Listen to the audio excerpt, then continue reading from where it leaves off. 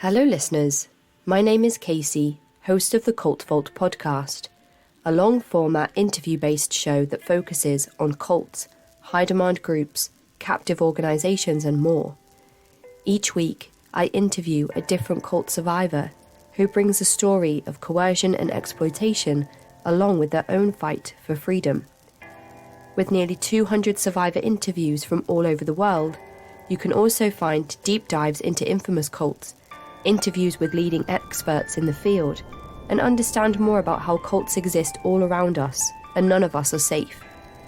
Each month, I feature a different author on the show who has penned a compelling memoir about their cult experiences, which we discuss at length on the show, with copies of their books available to listeners. You will never be short of insightful and moving content here at the Cult Vault podcast, available on all major platforms.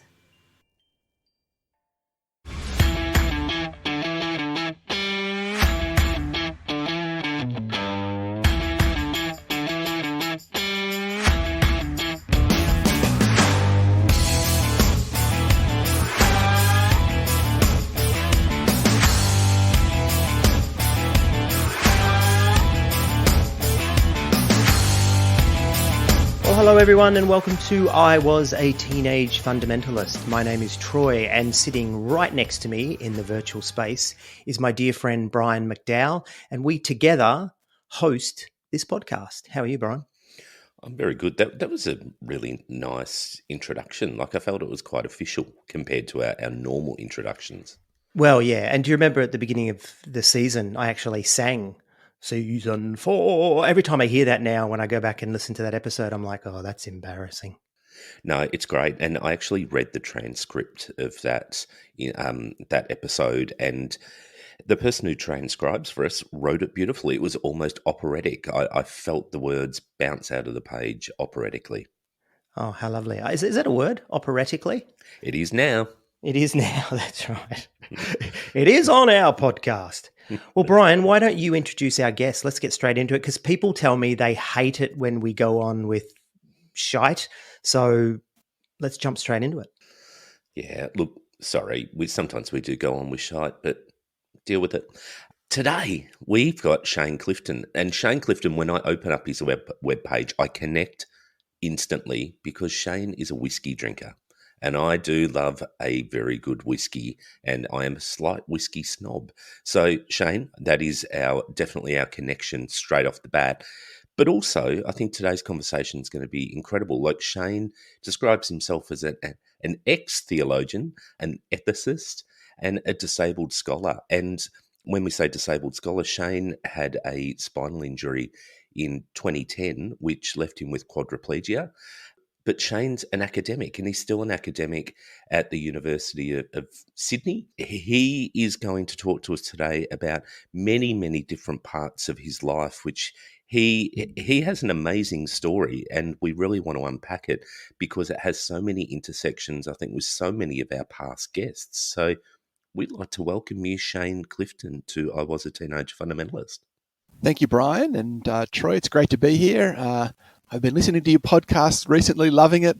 We've obviously got common histories and common experiences, so it's great to join you in conversation. And yes, whiskey is one of the great pleasures in life, and the church can often be anti-pleasure, can't it? So it's good to find something significant like quality whiskey.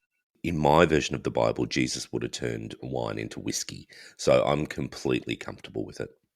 Do you remember that old joke they used to tell back in the day? It was that Jesus turned the water into wine, and then for the last 200 years, the evangelicals have been trying to turn it back into water again. I didn't hear that joke because it's not funny. Oh, okay. Well, maybe I'll edit that one out. Thanks very much. So anyway, Shane, let's talk about you. We normally start by asking people, were you a teenage fundamentalist? And if so, if not, that's cool. But tell us your story. How did you come into Pentecostalism? Well, Troy, I was a teenage fundamentalist. So there you go. Yes, I grew up in a agnostic family, Dutch background. So pretty atheist, really. My grandparents were sort of turned off God by the war, but when I was a teenager, my family joined a Pentecostal church. So at age 16, I got saved. to use the Pentecostal language, into a pretty wild Pentecostal church, actually. I can remember when I was 16, Mad Dog Mumford actually driving his motorbike right up the aisle of the church that we were in a country town called Nowra.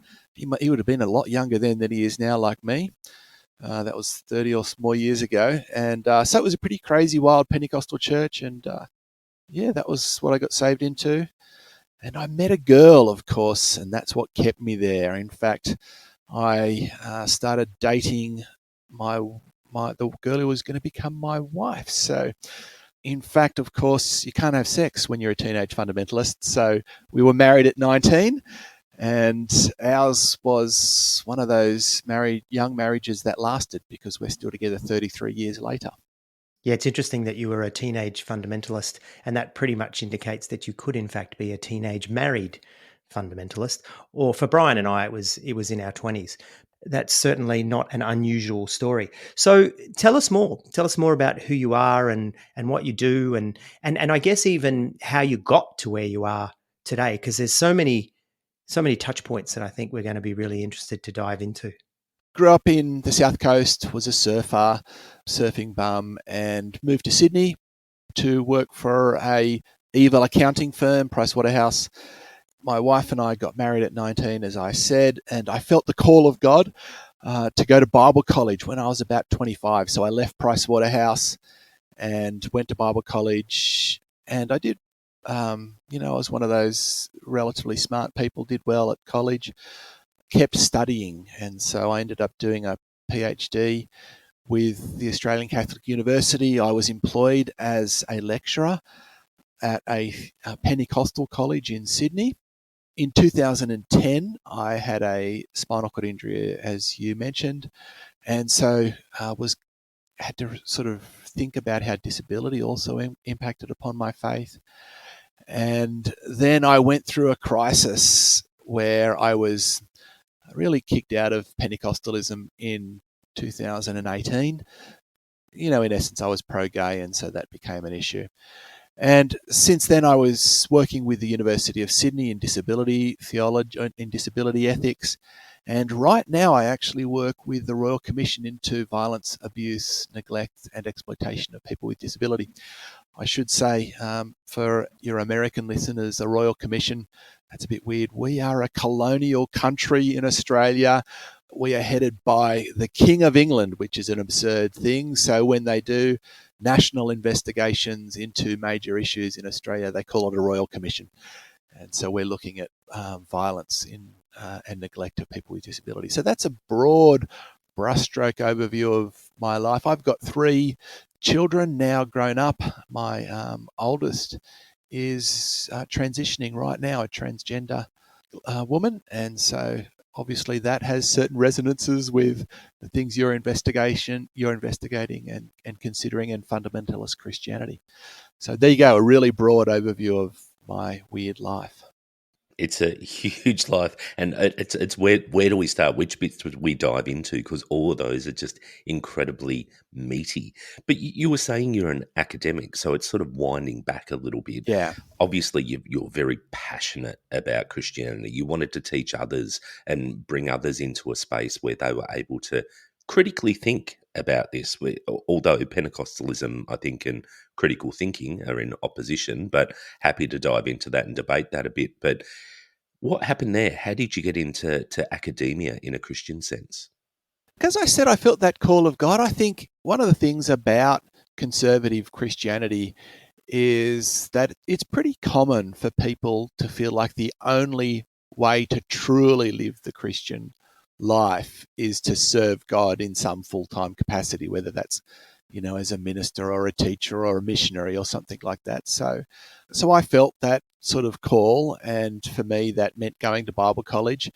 It was an interesting choice at the time, because my original plan was I'd moved to Sydney from the South Coast, was to go back and work with my dad on the South Coast as an accountant and spend my days surfing, my weekend surfing. So I sacrificed that and went to Bible college in Sydney. And I guess I should add, by the way, the time I felt called to go to Bible college was in the middle of Toronto Blessing, that weird 90s spiritual movement that I'm sure you guys have touched on, so we don't have to go there again. But I went to Bible college, and I guess for me, that was the point that started to help me actually out of fundamentalism. Study became my way out. And so, many of those things that I just presumed to be true, such as, male headship and God is anti-gay, it was really in the experience of study that helped me there. So I pretty quickly discovered that the Bible actually doesn't support male headship.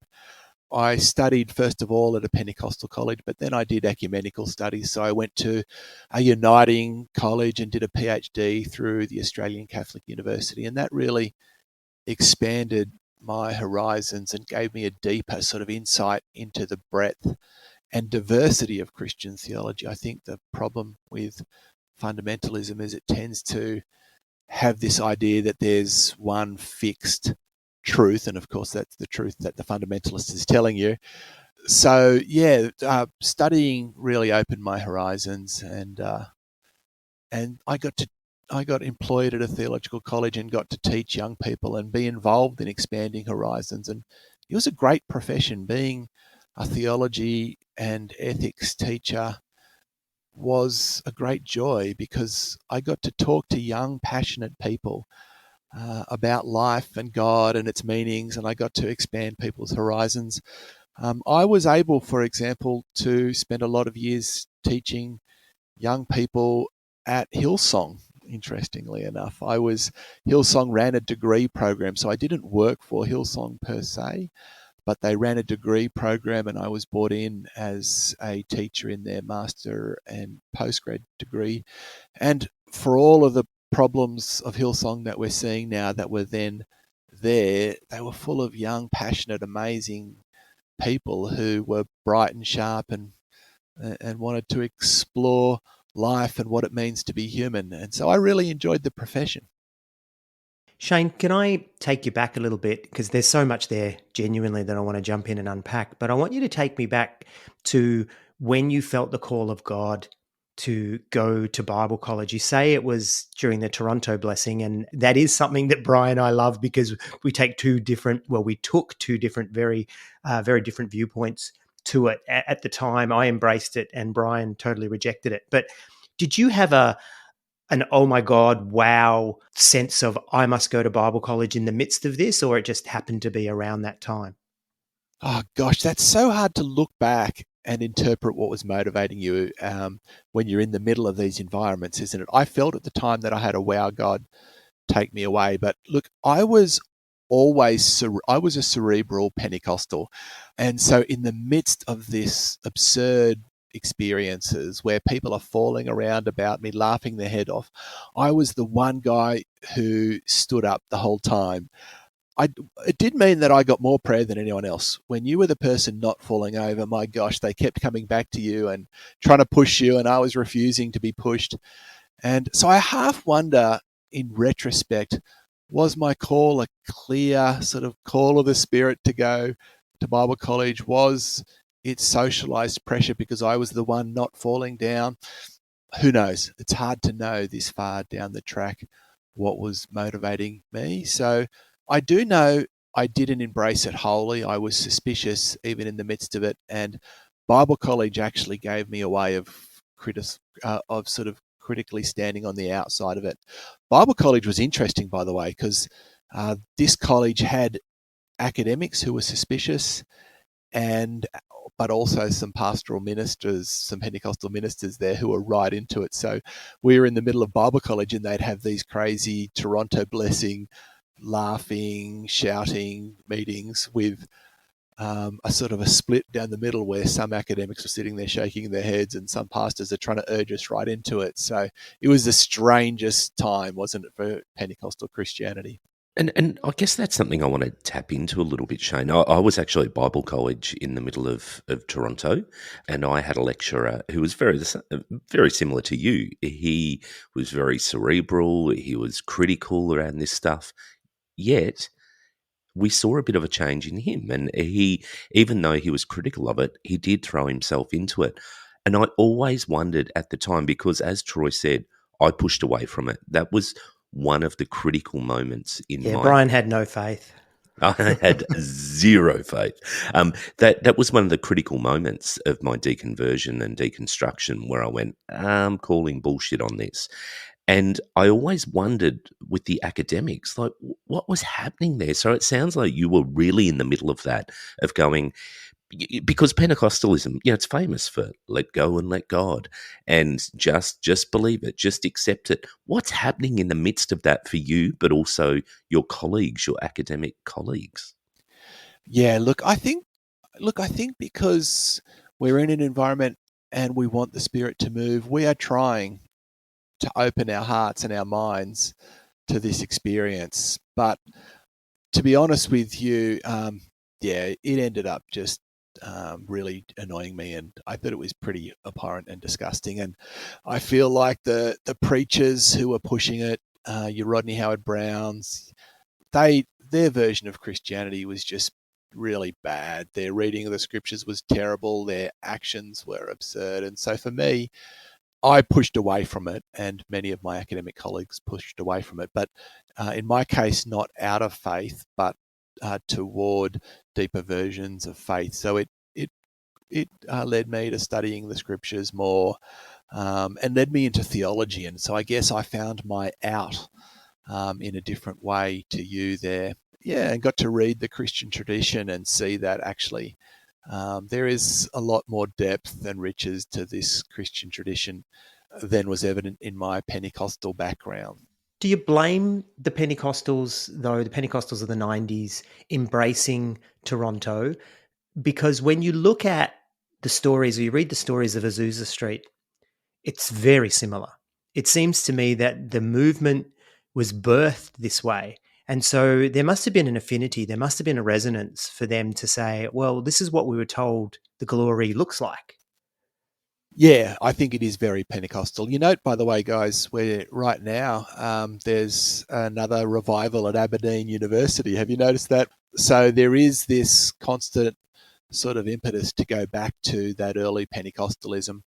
Yeah, look, what is Pentecostalism? It's one of those great questions. And I ended up becoming a Pentecostal theologian, which is sort of weird, but it was my way of trying to analyze the history of Pentecostalism and trying to find the essence of it.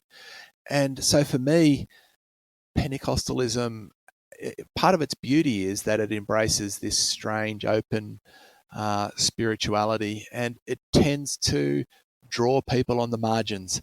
So when I look at that history, I'm seeing that it was the poor whites and it was the African Americans in Australia. Pentecostal revivals, with all of their weirdness, were predominantly women. And so in Australia, the movement for the first 20 or 30 years was headed by a woman called Sarah Jane Lancaster. 50% of churches in Australia were planted and led by women.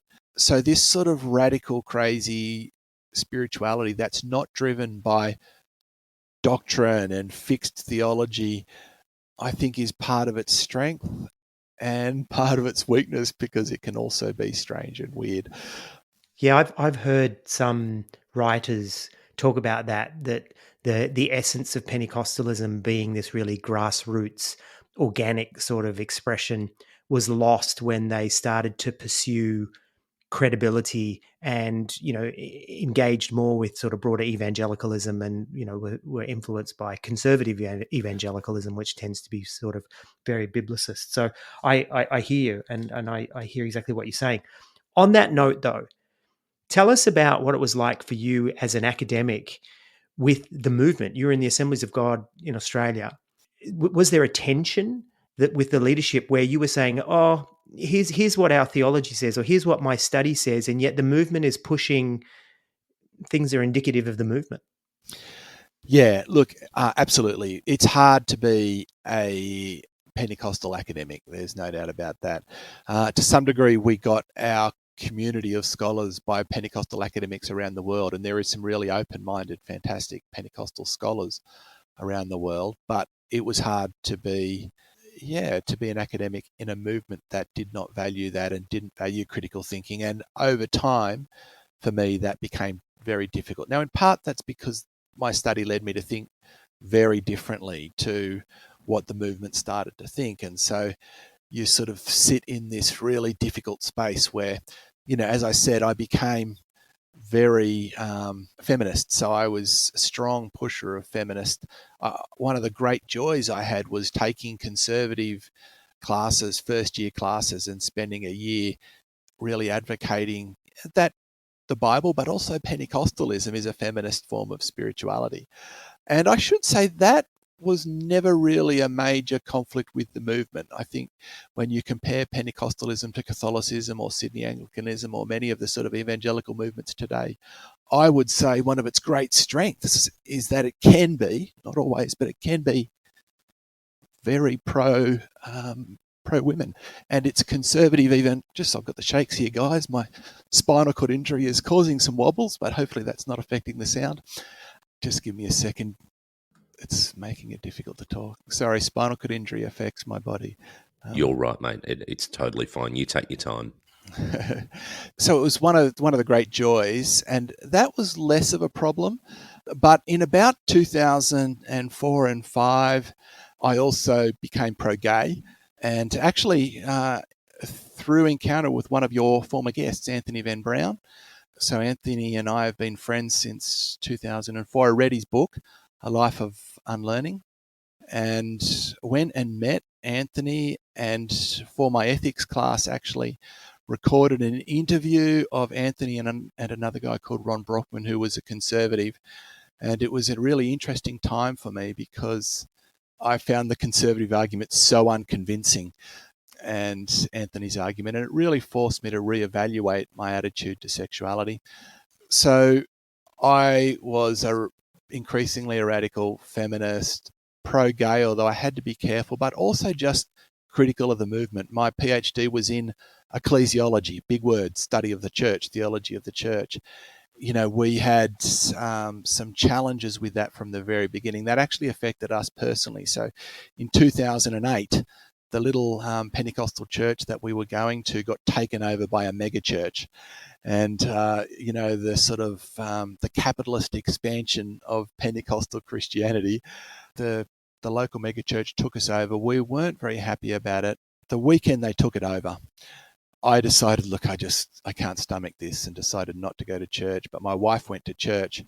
The guy is announcing, the pastor then, by the way, the pastor then was a guy called John McMartin. So it was Liverpool CLC. I don't know whether you've done anything on John McMartin in this podcast.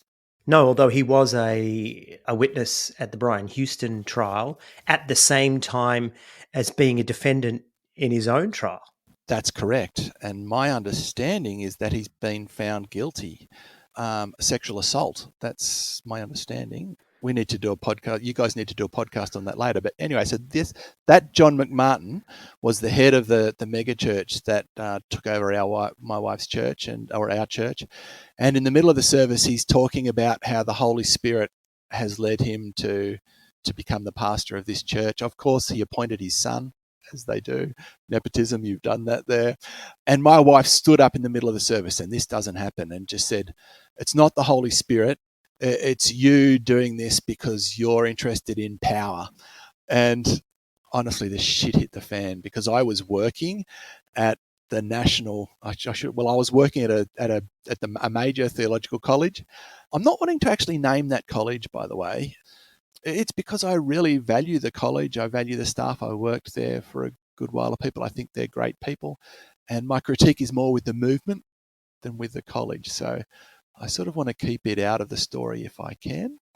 The shit hit the fan for me. You can imagine he called me into his office and the next day, and I said to him, "Oh, what are you?" That's never good, by the way. When the pastor calls you in on a Monday, never good. That's right. They don't work on a Monday, and that's when I got called in. By the way, he rang the national executive of the movement and rang my boss at the Bible College, so I was in a bit of trouble.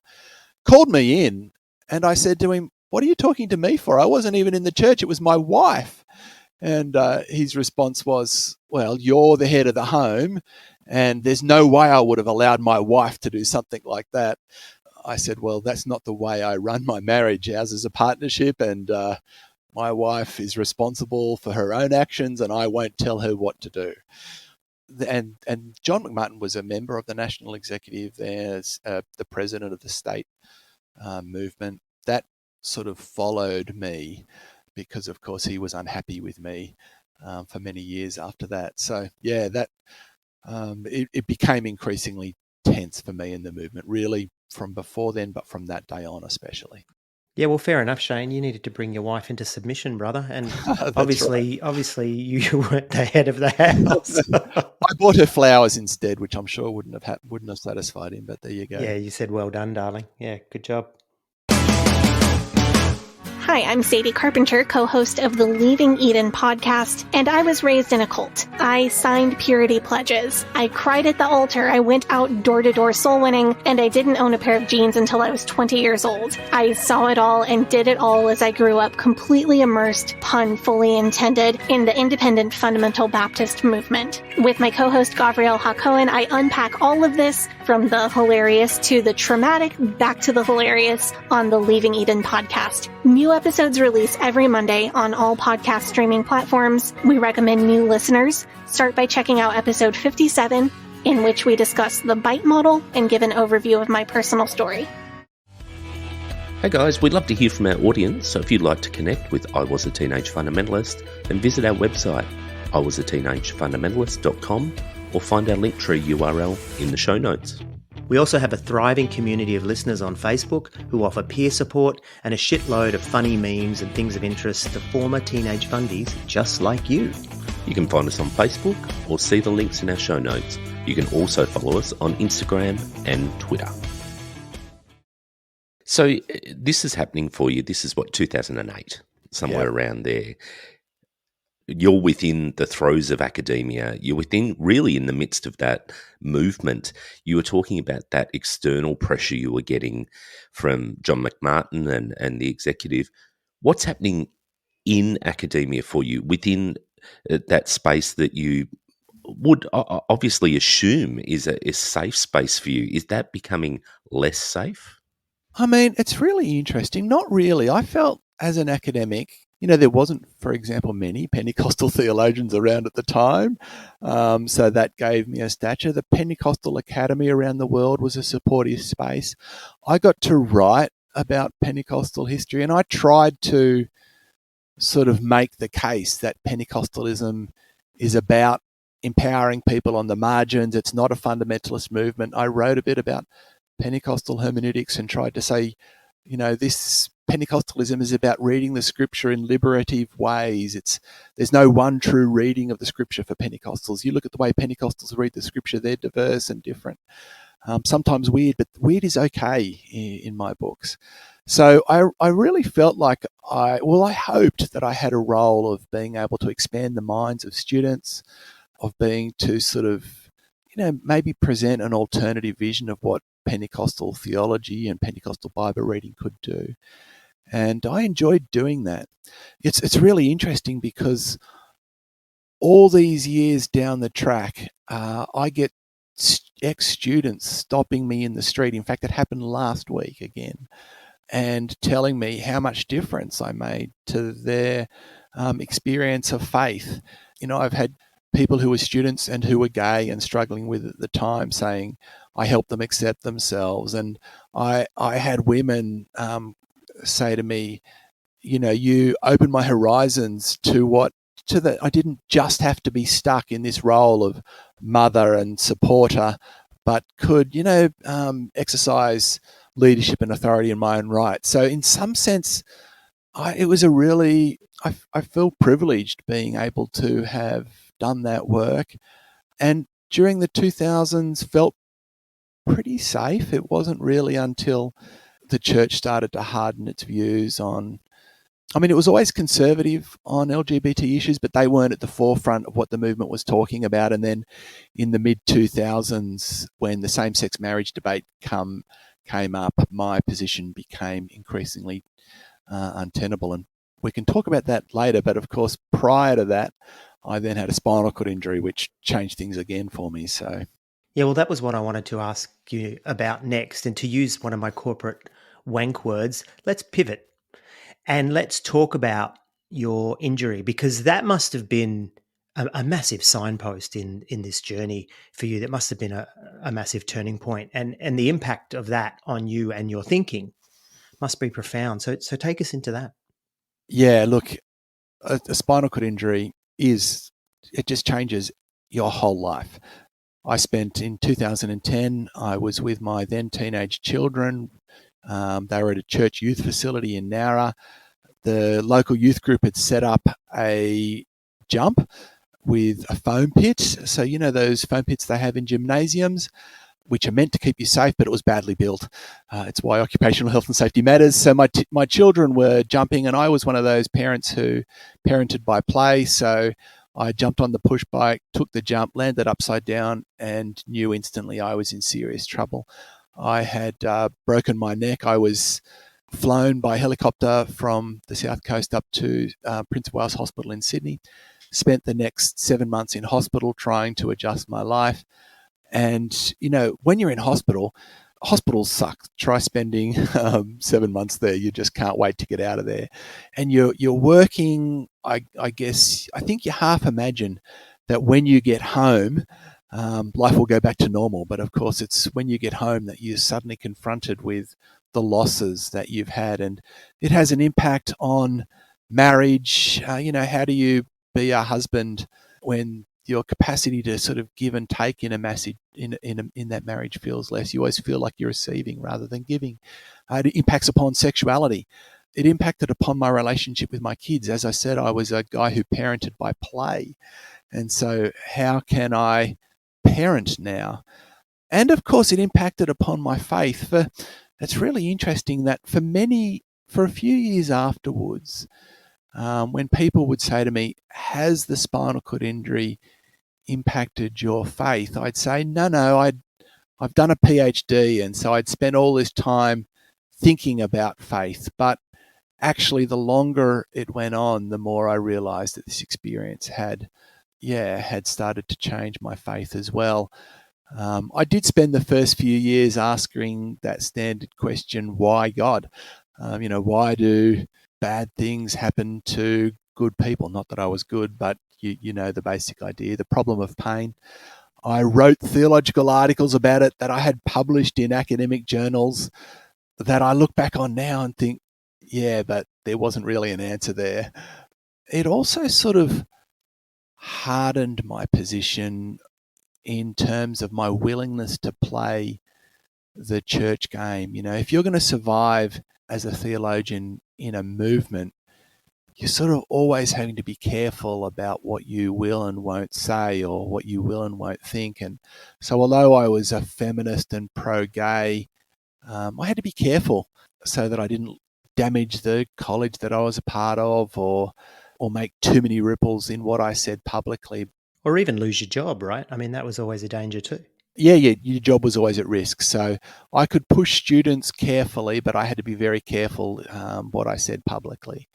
So it meant I suddenly cared a little less about those games and was a little more direct, and so maybe got myself into more trouble. So Shane, I guess I want to pick up on, that time, and I know it's not a point in time, but it's several years where you've had your injury, you're coming to terms with it theologically, but also as a person, as a human, as a father, as a husband, but also in the broader society. We live in a very ableist society, and I know that we've come a fair way in the last 10 to 15 years, but we're talking around 2010, so we're talking 13 years ago. What's your sense of where you fit in society? What's your role? How has that changed? What's the impact for you deep as a person? Oh, look, disability is the worst and best journey I've gone on. It's an absolute nightmare and a dream. It's ugly and beautiful. It really, I mean, look, disability changed the way I thought about myself. I was a teenage fundamentalist, probably hasn't had a time. We probably don't have the time to unpack what the meanings of disability, but things like the social model of disability or ableism, these concepts, I don't know whether you've talked about them, but the social model of disability, if you can give me just a tangent for a second, it says we tend to think about disability as a medical problem, a problem with the person that needs to be fixed. But in fact, disability is a social problem. It's a problem with the way in which society is shaped that excludes people with bodies and minds that function and look differently. For example, I'm excluded when I come to a building, not because my legs don't work, but because you've got steps on the entrance.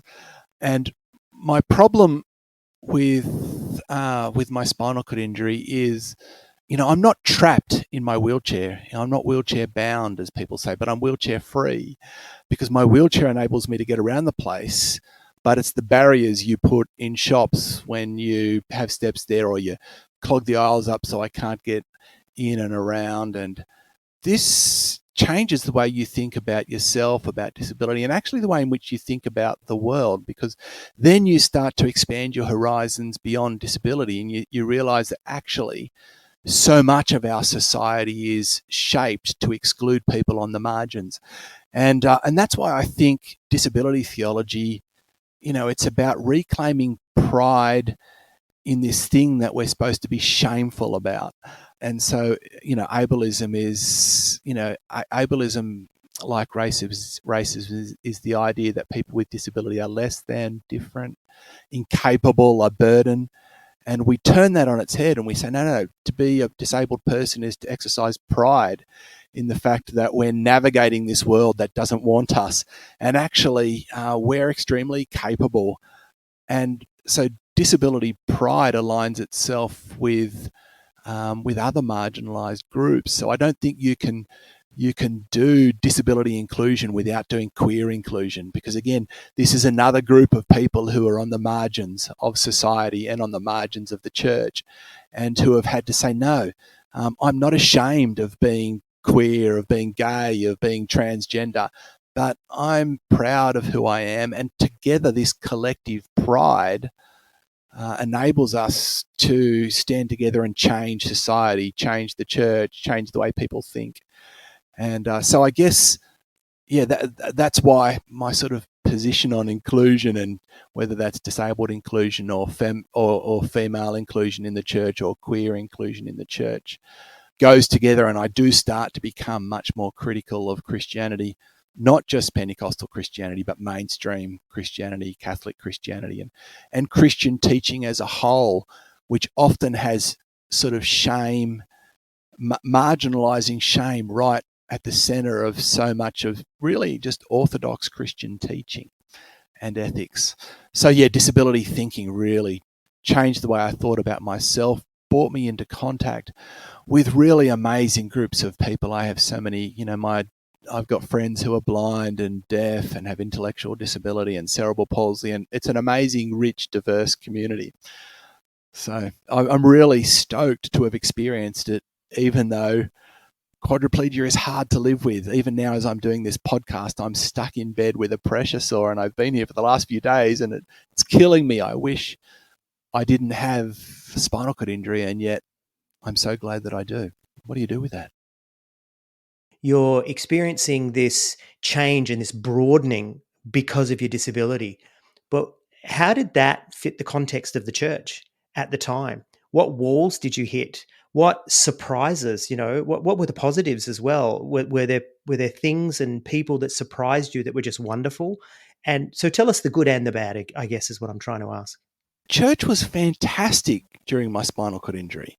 And the college that I worked at, they were just generous and kind. And, I spent 7 months in hospital, and I was visited every week by the principal of my college.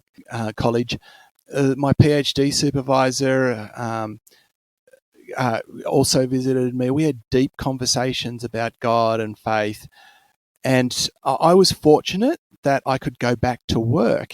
And one of the interesting things, of course, I think theology at its best is really an exploration of the problem of pain, of gee, where is the divine in the midst of the shittiness and hardship of life?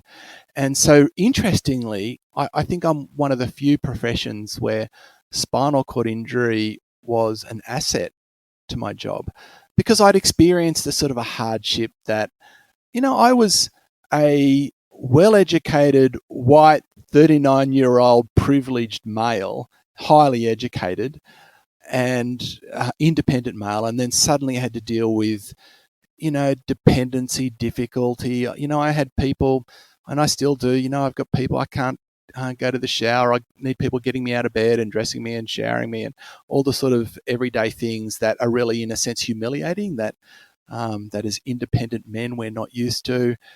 I think theology is at its richest when it's thinking about the hardship of life. And so, in some sense, I went back to work, and that became one of the places in which I was able to find joy and freedom in the midst of the losses that I had to deal with. And thinking about theology and disability, it's a really rich field. I'm an ex-theologian now, but it's the one field in which I still do play around in, because I think, to think about the disabled Christ, for example, what does it mean to say that Christ had wounds in his hands and feet? One of my favorite disability theologians, Nancy Iserland, imagined, you'll hear African American theologians talk about the black Christ, or, what's the disabled Christ? Imagine Christ in a sip and puff wheelchair, for example. And so there's really rich reflections to say, what does the gospel look like if we imagine God taking on the disabled life? And you don't have to be a fundamentalist or even to know whether you believe in God to have these rich theological explorations. And I think that's what, when theology can be at its best, it doesn't require dogmatic fixed belief. You can be an uncertain theologian, but explore life and its meanings and spirituality. So disability did that for me in the church, and really disability in the church was ultimately not what separated me from Christianity. It was actually, in a sense, I became harder to get rid of because I had this disability, and so it actually gave me a little bit of freedom, because I could be a bit more blunt and a bit more straightforward about all my theological positions, because, hey, I'm this guy in this wheelchair, and, we've got to be careful what we do and say with him, don't we? So to some degree, it gave me some freedom. And really my crisis with Christianity was more on my LGBT stand rather than my disability positions. So let's talk about that then, Shane. Let's talk about leaving fundamentalism. The same-sex marriage debate hardened the church's position. And so in 2016, I was the dean at the place I was working at the time decided that I was no longer allowed to teach undergraduate students. And look, it's so funny. I can, truth be told, I can almost understand it now in retrospect. I think it's to their loss. I think a Christianity, a Pentecostal Christianity that's willing to and that's able to engage with diverse opinions, even ones they don't agree with. I feel like I helped students sustain faith in the modern world because I gave them an open horizon. They weren't sort of forced with the choice that you had, Brian, which is between a fundamentalist faith or no faith. So I feel like and believe my role was helping students navigate and sustain a more open faith in the modern world. But the problem was that the same-sex marriage debates hardened Christianity's position on these topics, and I was felt to be dangerous. And hey, I was, because it wasn't just that I was pro-gay, but I was pushing people about conservative readings of the scriptures, and the pro-gay position is also expanding your horizons about your attitudes to the way in which you interpret the Bible, your attitudes to heaven and hell. I'd become a Universalist a while before, and so look, that was the end of you, Shane. If you're a Universalist, what the hell are you doing in an AOG Bible college? Yeah, look. So look, I do get why I was banned from teaching, and so I went through a 2-year sort of academic freedom fight. It was difficult and traumatic, and I wasn't sacked. I ended up leaving, which was a really difficult time for me, to be honest. Theology jobs narrow your opportunity. There is, especially in churches that are, in Sydney anyway, that are conservative. There's very few non-conservative churches in Sydney.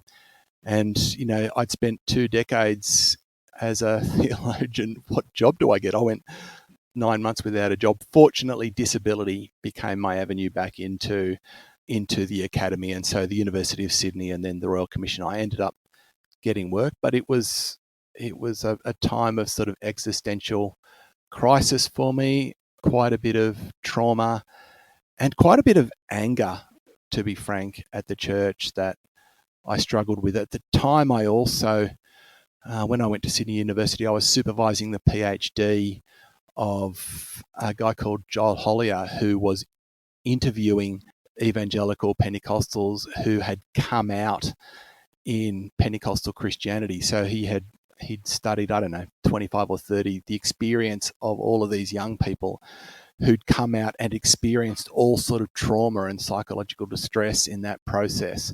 So my own experience of coming out and then supervising Joel really separated me from Christianity. In retrospect, it's freed me up. I mean, gosh, the idea now of I will never work for a Christian organization where you're so constrained by what you can and can't say.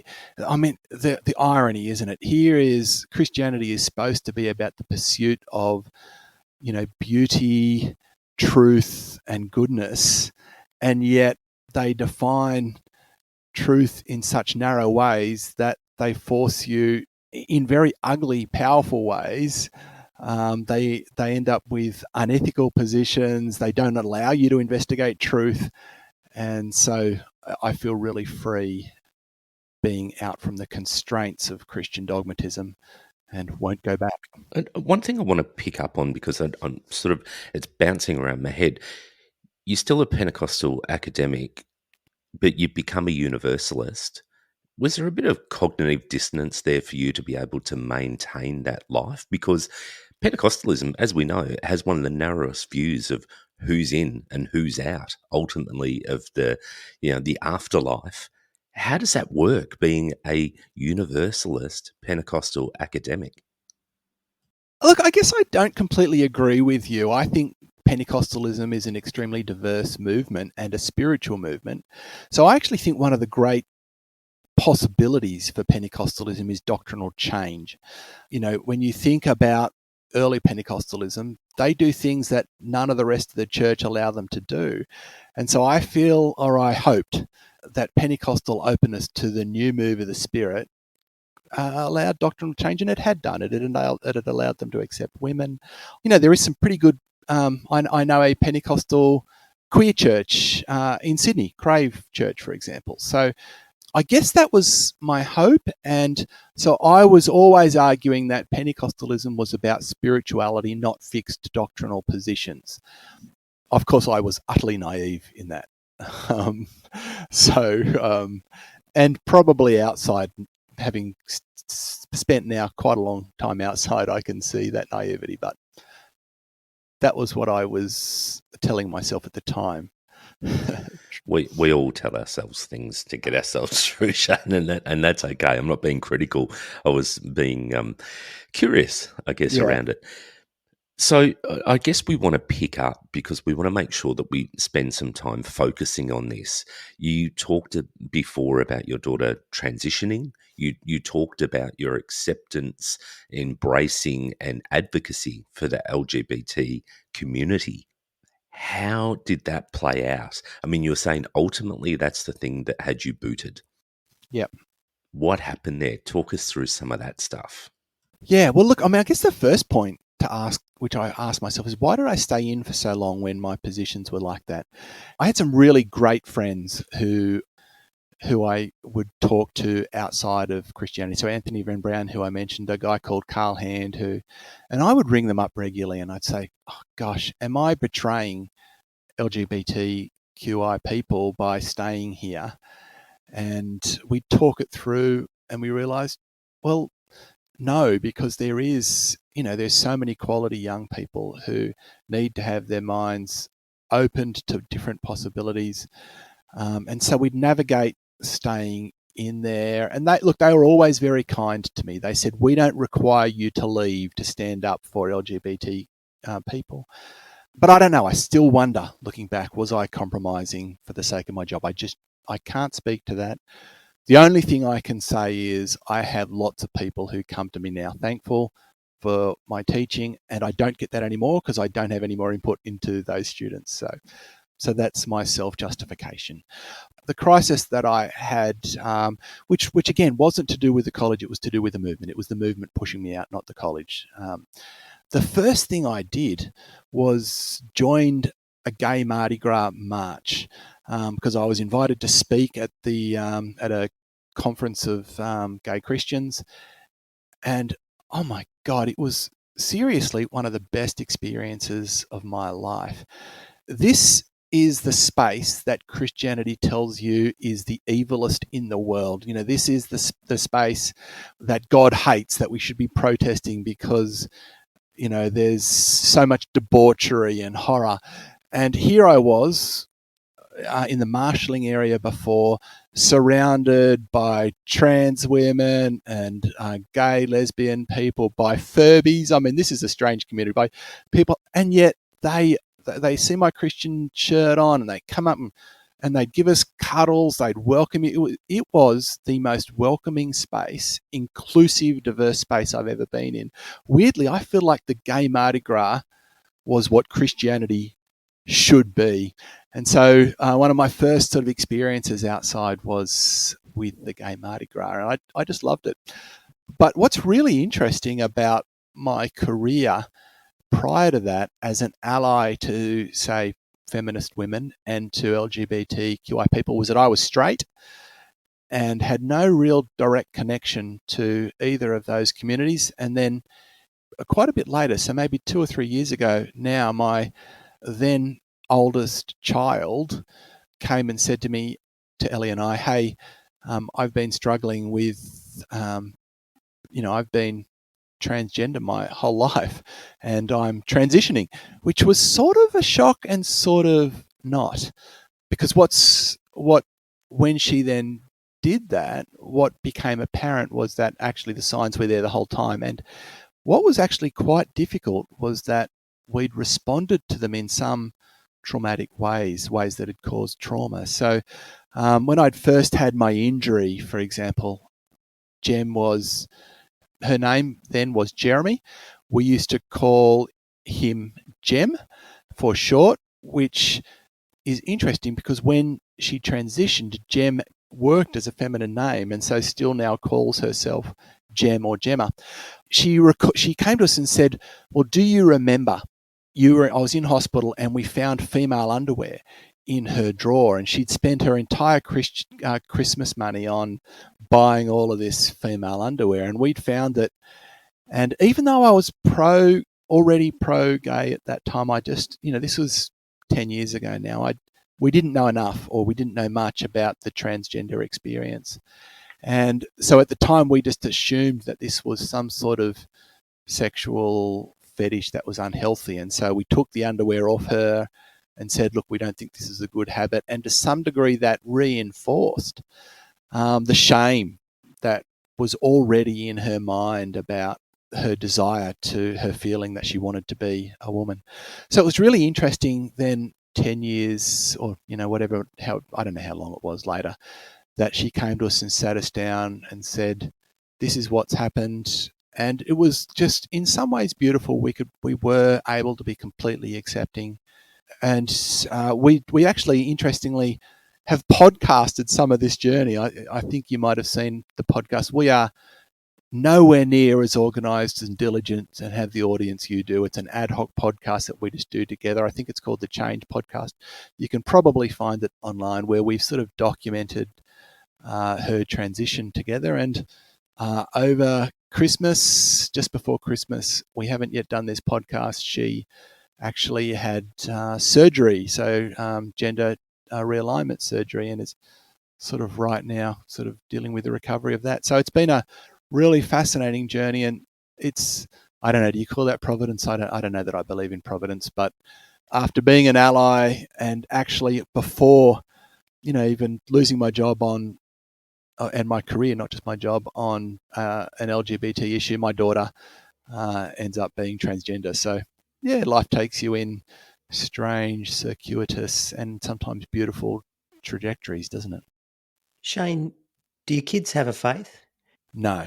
We did try and encourage an open faith. They went to a Christian school.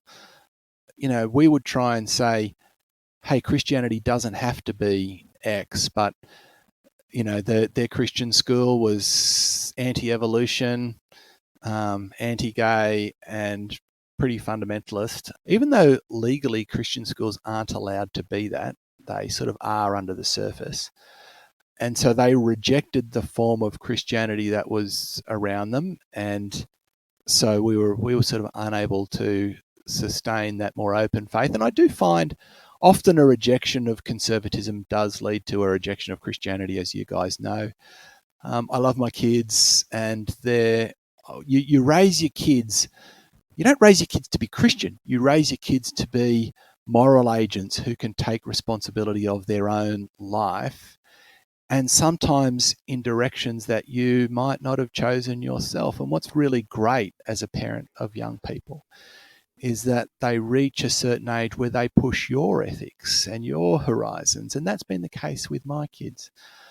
And you're a universalist anyway, Shane, so all good, all good. I thought it was interesting that you said, we told them that Christianity doesn't have to be X, and yet every representation or presentation to them in their lives was X. Yeah. They didn't believe me because of that. Yeah, and I guess that's an indictment on Christianity. It doesn't have to be this, but pretty well everywhere it is, and publicly it certainly is. Yeah, and that's what I was going to say. I mean, here they are going to a Christian school with all of these boundaries and really narrow thinking, and at home, they haven't got that. They've got a universalist dad. They've got someone who's gay affirming. They've got someone who is feminist. I mean, you've confused the hell out of them, Shane. Look what you've done. Yeah, definitely my fault. And look, the truth is, people would do judge you for that, don't you? The one of the judgments you get from conservatives is you failed as a parent when you don't raise kids in the faith. And I'm proud of my kids, but not because of the way I raised them. I think parenting is sheer luck. I don't claim credit for the good people they've turned out to be. Yeah, they're good people in spite of us. I agree. Yeah. So tell us, Shane, because I know this is going to be a question that rattles around in people's minds, especially in our audience's mind. And it's, I don't know, it's a question that's awkward to ask because we don't want to be, throwing labels, etc. But where do you sit now? What do you believe? If you were to define yourself, if you were to wear a label, or if you were to even reject certain labels, if that's how you identify, where do you sit with your faith now? Maybe that depends which day you ask me, which doesn't sound very faithful, does it? Look, I'm still a Christian, but I get embarrassed to say that because I think that's embarrassing, unfortunately, for the same reasons my kids were there. But I am sometimes might be an agnostic Christian in that I don't have certainty. I think there is a depth of riches in Christian faith which can help me navigate the difficulties of life. Life is about finding meaning and spirituality and beauty and goodness, and Christianity has helped me to do that. I have a sense of the divine of God, but at the same time am extremely critical of some pretty core Christian beliefs. I think sacrificial atonement is a problem, and the consequences of anthropology, or the theology of humankind as being depraved, is extremely problematic. I guess I align myself as sort of a left-wing, open-minded Christian who sees beauty in the tradition, who owns the tradition as part of my history, and so part of my identity. It's part of who I am. It's formed me as a person, and I can't let go of that now. Yeah, and I think the Jesus story, for all of its limits, Jesus is a radical human who I think we can learn a lot from. And if Jesus represents God and a vision of God on the earth, I think that is a pretty good vision of God, potentially, depending upon how you interpret those stories. So, is that an answer?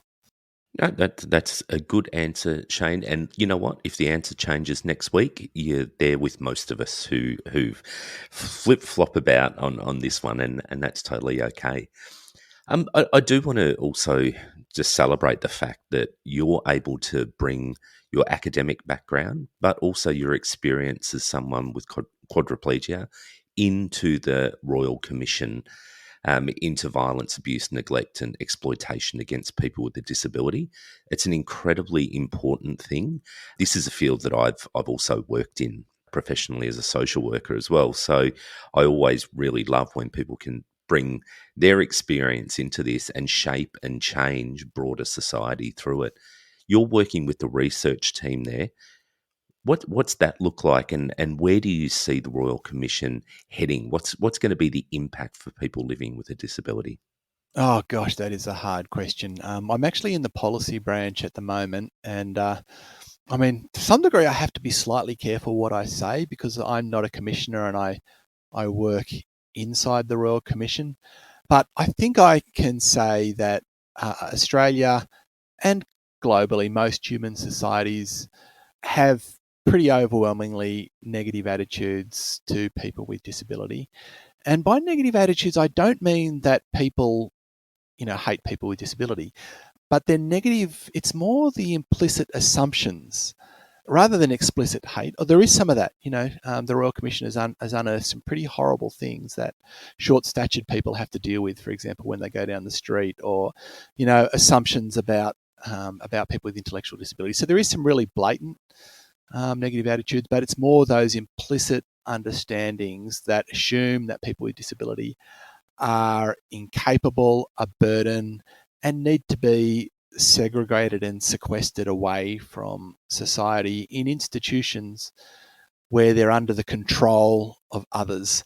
And so, look, I'm hoping that there is sort of a transition, that instead of disability policy being about powerful politicians and bureaucrats and academics sort of controlling the lives of people with disability, that there's a transfer and a transition of power so that people with disability are empowered to shape the horizons of their own future, exercise choice and autonomy for themselves. I think there's a lot to be learned from First Nations sovereignty. We're historically, White Australia has said, what can we do to help bring people with disability out of poverty, instead of saying, how can we empower First Nations people to free themselves from the effects of colonialism?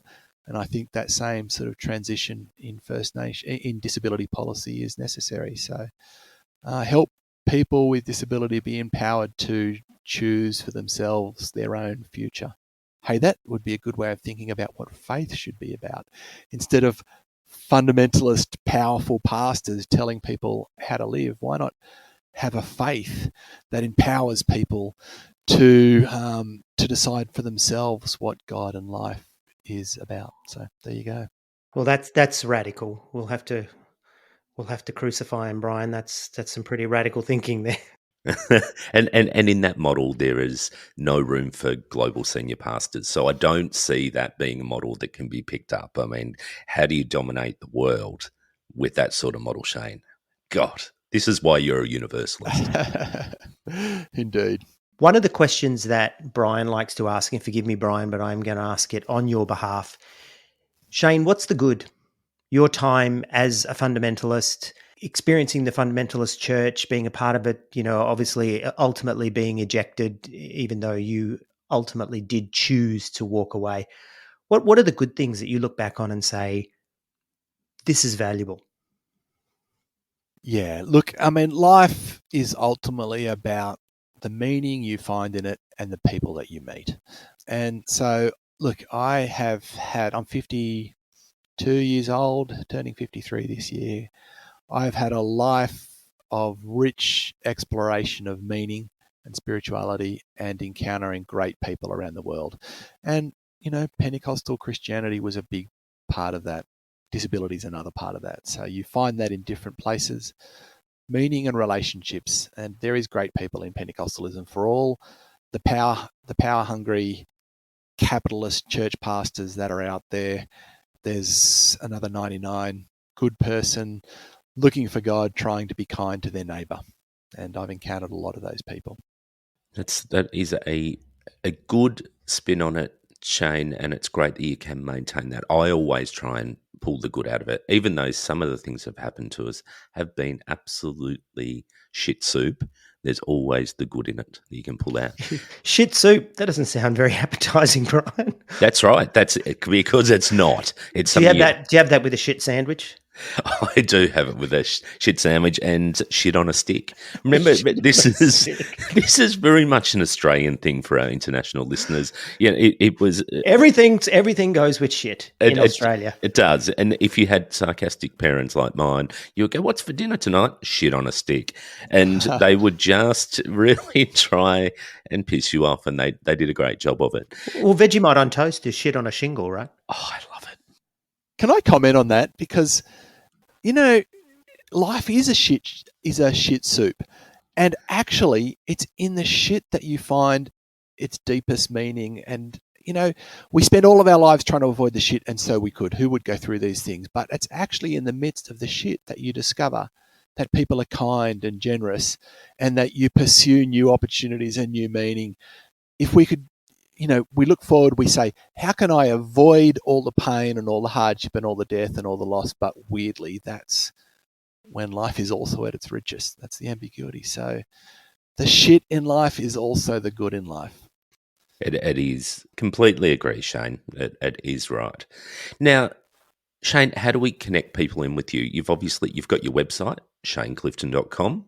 Other places, I know people can sign up to the newsletter. I'm signed up to your newsletter. I can read your blog in there, can connect with some of your podcasts and episodes that you've done there. What are other ways they can connect with you? Listen to the podcast, hear Gem's story. I'm not really living a public life at the moment, and I'm quite enjoying that. So I don't one of the great things is I don't have to promote myself, or I can live a quiet life where I do my thing. If you want to contact me, maybe you can, but don't bother. I don't have that much to say to you. Live your own life. You don't need to contact me to live it.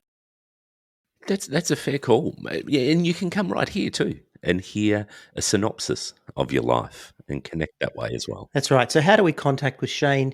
You don't.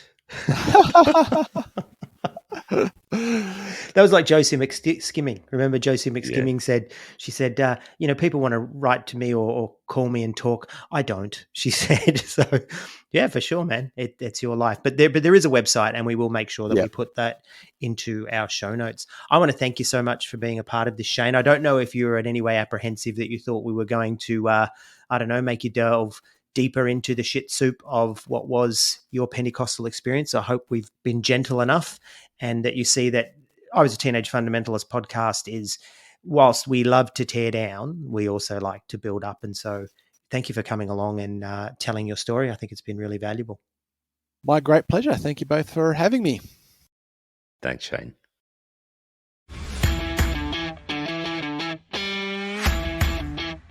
If you'd like to connect with the I Was a Teenage Fundamentalist podcast, then please see the links in our link tree in the show notes. We invite you to pop across to our very vibrant listener community on Facebook, which is a private group, and we're also on Instagram, Twitter, and Reddit. Also, a huge thank you to Lucy, who manages our social strategy, and to Kerry and Bree, who manage our Facebook listener group. All of our episodes are transcribed to increase accessibility, And the I Was a Teenage Fundamentalist podcast is available on Apple Podcasts, Spotify, YouTube, and pretty much wherever you get your podcasts. It's produced and hosted by Brian McDowell and Troy Waller, with all sound production and editing done by Troy Waller. You can find all these links in our link tree in the show notes.